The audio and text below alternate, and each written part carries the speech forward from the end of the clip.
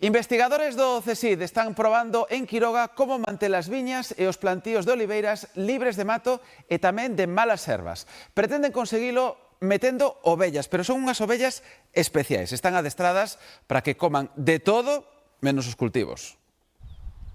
Manter libre de erva e mato unha viña ou un plantío de oliveiras implica ter que facer ata 6 rozas entre abril e setembro. E iso é muchísimo en mano de obra, en horas de trabajo. Temos un problema grande, ademais de xa incluso de personal, non, para traballar no rural, non.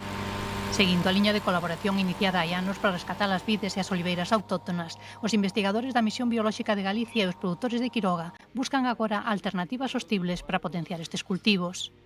Con este novo proxecto piloto están comparando as vantaxes de usar unha rozadora teledirixida fronte a un sistema aparentemente tradicional pero tamén innovador, as ovellas con a versión inducida aos cultivos.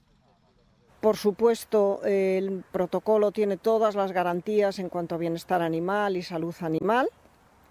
Y bueno, lo que hace es como crearles, como si le cogiesen asco. O método de aversión desenvolvido por investigadores da Universidade Autónoma de Barcelona consiste en darlle aos animais as follas do cultivo cun preparado de cloruro de litio. De momento va bien, pero hay que hacer el seguimiento, ver cuánto tiempo dura esa aversión. Entonces, bueno, isto pode ser unha maneira de solucionar certas parcelas que poden quedar, bueno, cerradas e que se poden atender con ganado. A máis do aforro en rozas, herbicidas ou fertilizantes, as ovellas suporían unha produción a maiores de carne e leite para as explotacións.